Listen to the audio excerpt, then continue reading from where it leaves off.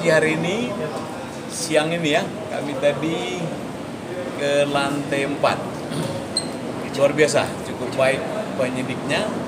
Hari ini kami dari kantor law firm, kantor hukum Victoria, atas nama klien Pak Kamarudin Simanjunta. Kami Nelson Simanjunta, klien kami Ibu Minarsih.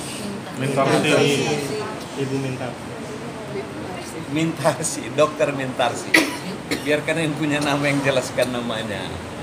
Ada beberapa catatan, ada beberapa BAP lah ya.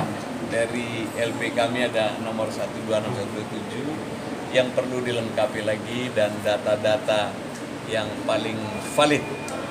Oleh karena itu, hari ini cukup representatif tadi. Kami dibantu membuat BAP, walau hanya tanda tangannya saja tadi. Lebih jelasnya, ayo Bunda. Apa-apa saja yang mau ditanya, silakan sama Ibu Dokter Mintarsi. Penyidik kita diganti, dan saya anggap penyidik sekarang itu di mata saya lebih kooperatif dan cukup cepat menyelesaikannya, dan juga cukup jelas gitu, seperti misalnya ya, mencari saksi itu 2 hari lagi, jadi cepat gitu reaksinya, sehingga saya harapkan nantinya tidak akan terlalu lama. Kemudian kalau masalah isinya itu sama dengan sebelum-sebelumnya.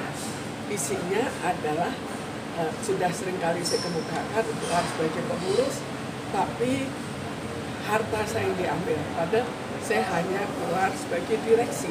Kenapa seluruh harta saya diambil? Kalau saya lihat dari penyidik mengerti masalah itu, melihat ya aneh juga. Lalu saya coba di sini untuk memberitahukan apa yang terjadi dengan segala hal yang sebelumnya terjadi sejak masih kecil. Jadi di sini kita tahu bahwa sebetulnya hal yang mungkin tidak terlalu diketahui bahwa PT Bluebird Taxi didirikan oleh 4 keluarga. Salah satunya ada Purnomo. Dokter Purnomo juga. Yang Purnomo yang sejak remaja itu sudah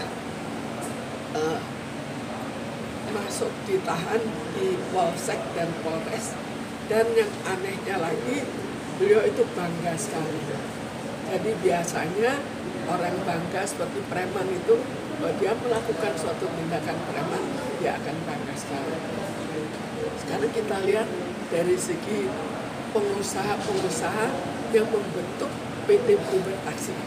Sebetulnya ada 4 keluarga, bukan hanya 1. Sekarang kan seolah-olah 1 keluarga, ada 4 keluarga itu pada tahun 83 satu tersingkirkan, tahun 91 tersingkirkan lagi, kemudian tahun 94 mulai dengan menyingkirkan saya, menyingkirkan di salah satu anak perusahaan juga.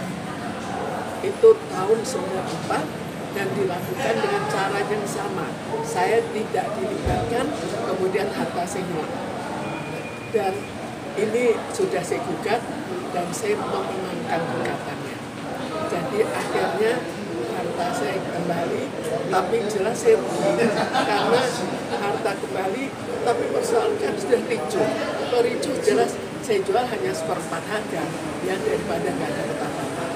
Kemudian berikutnya kita lihat bagaimana Purnomo, saya di sini kan ada Purnomo, ada Chandra. Bagaimana kedua-duanya sudah mengkaderisasi anaknya. Salah satu kaderisasi adalah anak dari Chandra, itu kakak saya. Di situ yang dilakukan adalah harta saya yang tadi saya ceritakan itu dihilangkan.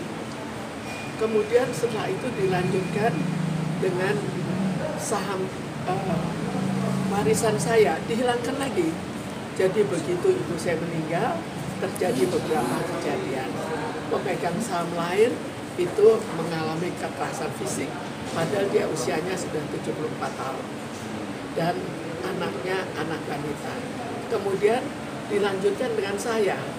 Saya dilakukan penculikan, upaya penculikan. Dan itu saya buktikan dari laporan penculik-penculik. Laporan penculik ada tim 14 dan tim itu melaporkan ke Pengadilan Negeri Jakarta Pusat dan melaporkan ke notaris. Jadi mereka siap mempertanggungjawabkan bahwa memang rencana penculikan itu dan pengaturan penculikan jelas terjadi. Dan di situ ada 2 sasaran. Satu sasaran akhirnya meninggal tabrak lari. Jadi bagi saya itu suatu yang cukup menakutkan. Karena itu sekarang terjadi penundaan dari pelaporan. Karena setelah itu saya laporkan di Pengadilan Negeri Jakarta Pusat. Dan di laporan itu akhirnya dikatakan bahwa keluar sebagai pengurus dan keluar sebagai pesero hartanya itu sama juga. Tapi yang kalau memang itu sama, kan ada peraturannya. Harus ada tanda tangan saya, harus membayar. Kenapa semua itu diabaikan? Jadi itu yang terjadi sebelum-sebelum ini. Karena itu saya juga tidak bisa berbuat apa-apa karena itu putusan pengadilan. Ini yang agak aneh walaupun putusan pengadilannya terlalu menyimpang, tapi tetap harus kita patuhi. Lalu kita lanjutkan lagi dengan kejadian yang terjadi sekarang. Kejadian yang terjadi sekarang sudah berulang saya kemukakan bahwa saya tetap keluar sebagai pengurus. Kenapa?